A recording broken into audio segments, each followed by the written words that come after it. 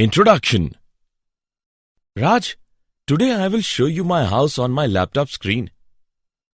Really? I'll like to see. I'm giving the address of my house. Now I am just zoom the map till my house is visible. See, my home is visible now. Nice, it works well. But I want to ask you that how it works. How it is possible to see anywhere in the world sitting at home? It is possible just because of enhancement in science and technology. It works on the principle of satellite communication. The satellites scan the data of Earth and transmit to Earth at regular interval of time. Now you got the SMS. This is another example of communication system. We use a number of science applications in our daily life. I got my answer and I want to know more about the science. Okay, today we will study more about the science and physical world. Objectives. At the end of this lesson, you will be able to define science and physics, know scope and excitement of physics, understand the technology of physics, know about physics society, analyze fundamental forces in nature, know about nature of physical laws. Science. Science means to know. It is an systematic way of acquiring knowledge about the surroundings by careful observations and experimentations over a period of time. We use science in our everyday life. We travel in car, watch television, use mobile and do many daily life work. It is only due to science. What is physics? Study of nature and natural phenomena put in an organized way in a various subtopics is called physics. It has many branches, namely mechanics, electricity, magnetism, optics, modern physics, etc. Physics before 1900 is called classical physics, and physics beyond 1900 is called modern physics. Scientific approach has four essential segments as follows. Number 1. Observation in a systematic way. Number 2. Hypothesizing. Number 3. Analyzing the hypothesis. Number 4. Modifying the proposed theory. This approach is always to solve the problems encountered in a scientific way. Scope and excitement of physics. From a person beginning to walk to communication over thousands of kilometers, physics has very wide scope. Basically, there are two domains of interest. Macroscopic. The macroscopic scale is the length scale on which objects or processes are of a size that is measurable and observable by the naked eye. Microscopic. The microscopic scale is the scale of size or length used to describe objects smaller than those that are easily be seen by the naked eye and which require a lens or microscope to see them clearly. Physics tries to reach the complete understanding of the universe. It attempts to find the elementary particle that make the matter, forces that guide the phenomena, and the various forms of energy. The technology of physics. Idea of the nucleus and the energy embedded in it enabled us to generate enormous amount of energy. Study of digital technology enabled us to make a computer which does processing in short time. Development of theoretical cyclic reversible process by Carnot enabled us to realize an engine, refrigerators, air conditioners, etc. Study of electromagnetic waves and propagation helped us to design communication system. Launching of satellites enabled us to penetrate into the layers of Earth to know the wealth and go beyond our solar system, besides improving communication facilities. Physics Society. Our society has been benefited tremendously by the physics-based technology. Lens used for sight correction, quick modes of transport, cheap communication, weather forecasting are some new dimensions of progress due to physics. But at the same time, it has also given the weapons of destruction. Missiles, atomic bomb, hydrogen bomb can cause unimaginable destruction of human life within a fraction of a second. Fundamental forces in nature.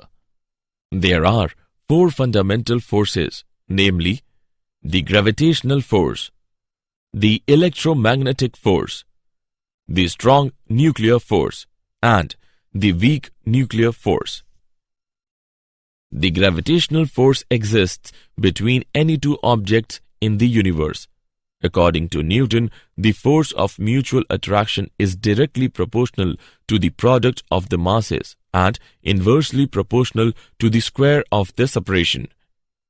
It plays a major role in macroscopic level and is the weakest of all forces. The electromagnetic force is between a pair of charges. The electric and magnetic forces are not separable.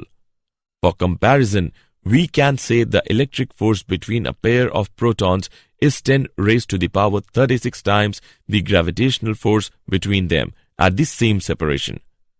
The strong nuclear forces bind the protons and neutrons in a nucleus. This should be the strongest of the forces and about 100 times the electromagnetic force in nature. The weak nuclear forces appear in certain interactions like beta decay and are existing in distance of the order of 10 raised to the power minus 15 meter. Nature of physical laws. In any physical phenomenon governed by different forces, several quantities may change with time while some physical quantities remain constant in time. These quantities are the conserved quantities of nature. Conservation of mass, charge, momentum, energy spin, and other quantum numbers are governing the happenings in the universe. The law of conservation of energy exists in various forms. For example, Einstein's concept of mass-energy equivalence and the concept of mass defect leading to binding energy confirms that mass is another form of energy and remains conserved. Did you know? In 1894, Lord Kelvin predicted that radio has no future. He also predicted that heavier-than-air flying machines were impossible. Optical fiber was invented in 1966 by 2 British scientists called Charles Cow and George Hockham, working for the British company Standard Telecommunications. The very first projection of an image on a screen was made by a German priest. In 1646, Athanasius Kircher used a candle or oil lamp to project hand-painted images onto a white screen. 1 hour before, Alexander Graham Bell registered his patent for the telephone in 1876, Elisha Gray patented his design. After years of litigation, the patent went to Bell. Summary. Let us summarize what we have learned. Science is a systematic way of acquiring knowledge about the surroundings by careful observations and experimentations over a period of time. Study of nature and natural phenomena put in an organized way in various subtopics is called physics. The macroscopic scale is the length scale on which objects or processes are of a size that is measurable and observable by the naked eye. The microscopic scale is the scale of size or length used to describe objects smaller than those can easily be seen by the naked eye and which require a lens or microscope to see them clearly. The gravitational force exists between any two objects in the universe. The electromagnetic force is between a pair of charges. The strong nuclear forces bind the protons and neutrons in a nucleus. The weak nuclear forces appear in certain interactions like beta decay. Some physical quantities remain constant in time, are the conserved quantities of the nature. Introduction. Today, Roy and his brother Ajit are walking in a park. There are so many games and rides in the park to enjoy. Ajit insists Roy for a ride on seesaw. Roy replies positively and walks towards seesaw. When they both sat on seesaw, then seesaw was not balanced. Then Roy pushes himself towards forward on the seat. Now the seesaw is balanced and they enjoy the ride. After the ride, Ajit asked Roy that how was he able to balance the seesaw. Then Roy replied him that seesaw works on the principle of torque. When two equal and opposite forces acts on the ends of a surface, only then rotational motion is produced, otherwise not. In our daily life, we see so many examples of rotational motion. So, let's study more about this system of particles and rotational motion. Objectives. At the end of this lesson, you will be able to define rotational motion, define center of mass, calculate motion of center of mass, derive linear momentum of a system of particles, calculate vector product and angular velocity, define torque and angular momentum, know equilibrium of a rigid body, calculate moment of inertia, analyze work done and angular momentum in rotation, understand rolling motion. Definition. Rotational motion is common in our daily life. The wheels, spinning top, blades of a fan, merry-go-round all perform rotational motion. A body is said to perform a pure rotational motion if every particle in the body moves in a circular path, such that the center of these circles lie on a single straight line called as the axis of rotation. Center of mass. Center of mass point of a body is defined as a point where the whole mass of body can be assumed to be concentrated. It is an imaginary point. The whole body can be replaced by its center of mass. Position of center of mass of a body. The moment of mass of the center of mass point of a body about a fixed point is equal to the sum of the moments of masses of all its mass particles about that fixed point. If the body is made up of n mass particles, then the position vector of the center of mass is given by r vector is equal to m1 r1 vector plus m2 r2 vector plus so on till mn rn vector by m1 plus m2 plus so on till mn. On summarizing above relation, we get r vector is equal to summation from I is equal to 1 to n of mi into ri vector by summation from I is equal to 1 to n of mi. The center of mass point of a body made up of two mass particles always lie on the line joining them. Motion of center of mass. The equation of motion of the center of mass is as follows. V vector is equal to dr vector by dt, multiplying both sides by m and differentiating with respect to time t. We get mdv vector by dt is equal to md square r vector by dt square. This equation can be written as mdv vector by dt is equal to f vector. Working in terms of the center of mass of the system, we ignore the internal forces, internal motion and internal structure. We need to take into account only the external forces acting on the system. Relation between the momentum of the system and the momentum of center of mass of the system.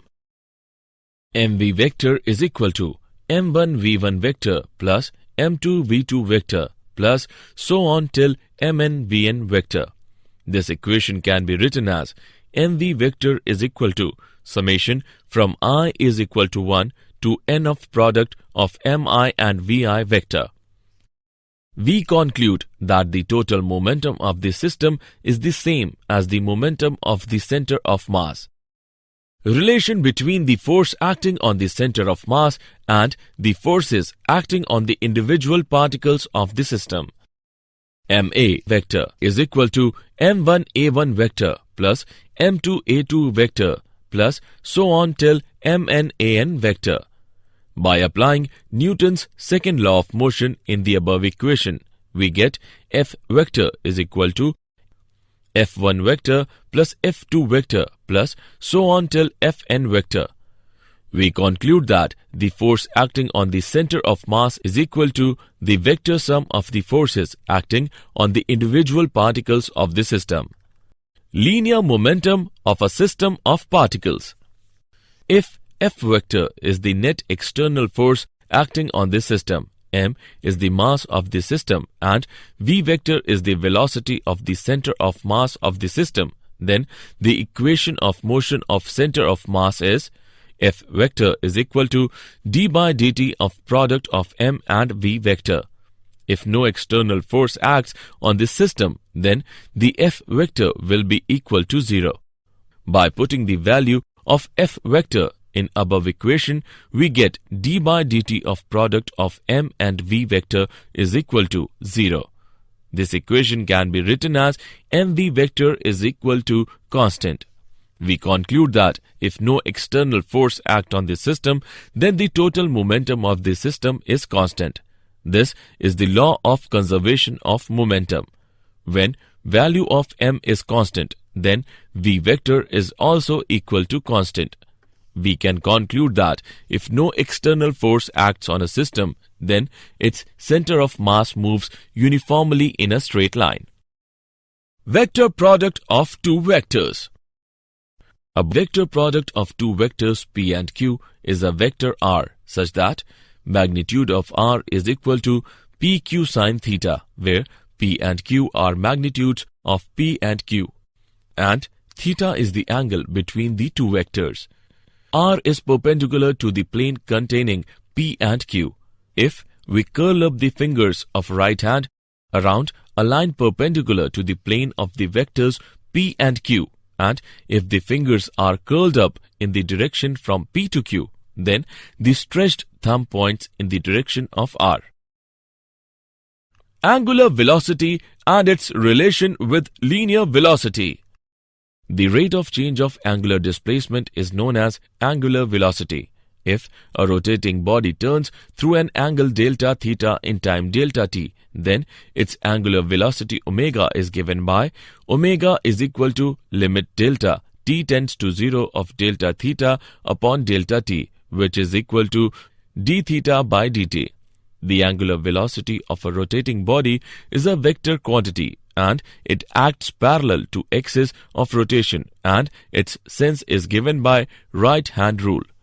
All particles of the body rotate with the same angular velocity, but their speeds are different. Thus, the linear velocity v of a particle moving in a circular path of radius r is given by v is equal to r into omega. Angular acceleration. If the angular speed of a rotating body changes with time, it has some angular acceleration. The angular acceleration is the rate of change of angular velocity. The angular acceleration is given by alpha, which is equal to limit delta t tends to 0 of delta omega upon delta t, which is equal to d omega by dt. The angular acceleration is a vector quantity.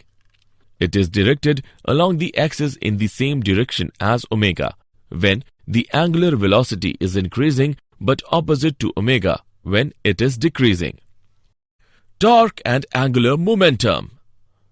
When a force acts upon a body, then a straight line drawn from the point of application of the force in the direction of force is called the line of action of the force. Torque about an axis of rotation is equal to the product of the force and the perpendicular distance of the line of action of the force from the axis of rotation. It is denoted by tau. Tau vector is equal to product of F vector and R vector. Angular momentum.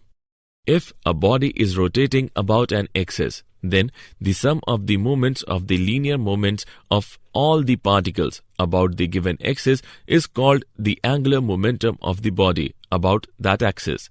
Let's take an example. Consider a body consisting of n mass particles of masses m1, m2 and so on till mn. Let the particles be rotating about an axis with a constant velocity omega, and let r1, r2 till rn be the perpendicular distances from the mass particle to the axis. Moment of this force about the axis of rotation is equal to F into r.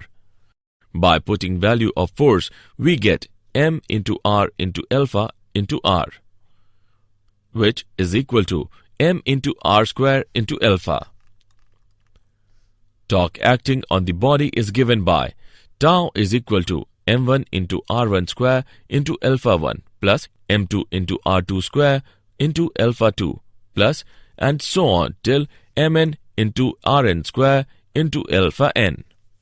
This equation can be written as tau is equal to summation from I is equal to 1 to n of products of mi and ri square into alpha. This gives tau is equal to I alpha. If alpha is equal to 1 radian per second square, then I is equal to tau. The moment of inertia of a body about its axis of rotation is numerically equal to the torque acting on it about the same axis when the body is rotating with a unit angular acceleration about that axis. Equilibrium of a rigid body. There are two essential conditions for a rigid body to be in equilibrium are follows. The vector sum of the forces acting on the body must be 0. The net torque acting on the body must be 0. There are three types of equilibrium, and they are as follows. Number 1. Stable equilibrium. If the body is displaced a little and a torque is removed, then body will return back to its original stable state. Number 2. Unstable equilibrium. If the body is displaced a little and a torque is removed, then body will not retain its original state. Number 3. Neutral equilibrium. Potential energy of the body remains constant. Moment of inertia. Moment of inertia of a body about its axis of rotation is defined as the product of its mass and the square of the perpendicular distance of the body from its axis of rotation. It is denoted by I. I is equal to mr square. The moment of inertia of the rigid body will be equal to the sum of moments of inertia of the particles. Its expression is given by I is equal to summation from I is equal to 1 to n of products of mi and ri square.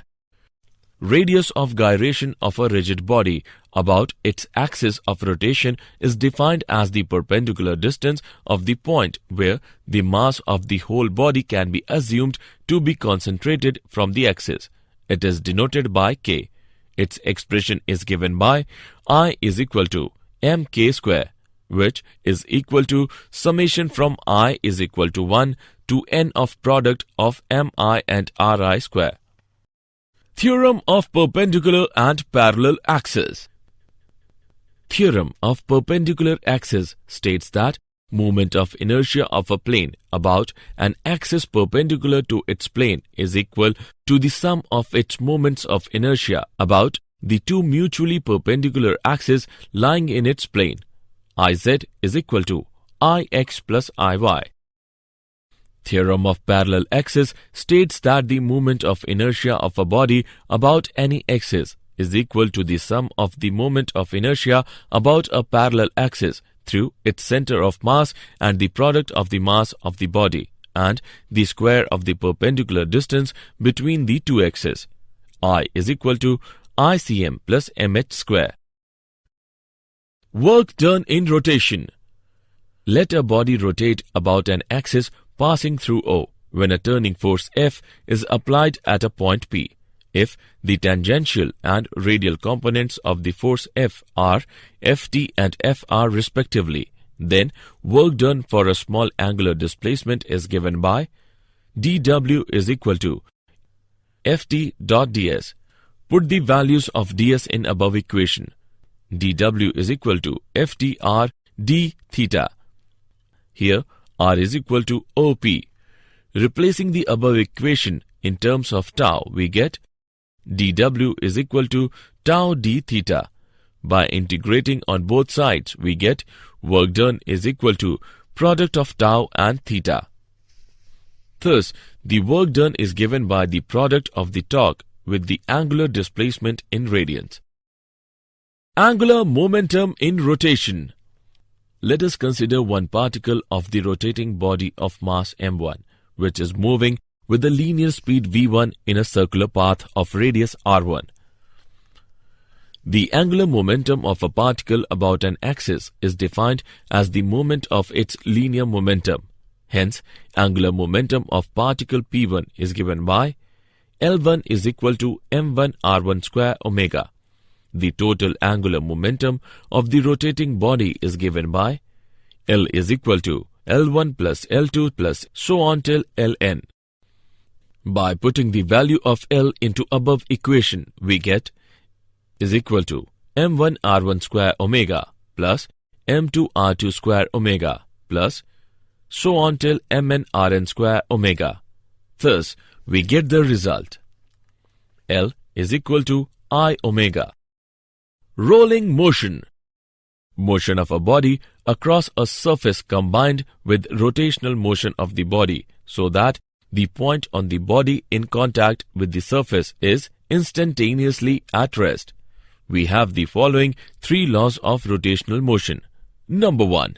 A body continues to revolve about an axis with constant angular velocity unless acted upon by some torque. Number 2. The rate of change of angular momentum is equal to the torque applied. Number 3. For every torque acting on a body, there is an equal and opposite torque acting on some other body. Rotational kinetic energy. Total kinetic energy of the rotating rigid body about a given axis is equal to the sum of the kinetic energies of all the constituent particles about that axis. Rotational kinetic energy is equal to half m1 r1 square omega square plus half m2 r2 square omega square plus so on till half mn rn square omega square. On summarizing this equation, we get rotational kinetic energy is equal to half summation of product of m and r square multiply by omega square. But we know that summation of mr square is equal to moment of inertia of the rigid body about the given axis. Therefore, rotational kinetic energy is equal to half I omega square. The moment of inertia of a rigid body about a given axis is numerically equal to the twice its rotational kinetic energy when it is rotating with unit angular velocity. Assessment. Before proceeding further, let us know how much have you learned. Drag and drop the correct option. Did you know? The position of the center of mass depends upon the shape of the body. For a given shape, it depends upon the distribution of mass in the body. It is closer to the heavier part of the body. In a uniform gravitational field, the center of mass and the center of gravity coincide. The vector sum of all the external torques acting on the rigid body must be 0. Summary. Let us summarize what we have learnt. Center of mass point of a body is defined as a point where the whole mass of body can be assumed to be concentrated. The center of mass point of a body made up of two mass particles always lies on the line joining them. The force acting on the center of mass is equal to the vector sum of the forces acting on the individual particle of the system. If no external force acts on the system, then the total momentum of the system is constant. This is the law of conservation of momentum. The angular velocity of a rotating body is a vector quantity and it acts parallel to the axis of rotation, and its sense is given by right-hand rule. Torque about an axis of rotation is equal to the product of the force and the perpendicular distance of the line of action of the force from the axis of the rotation.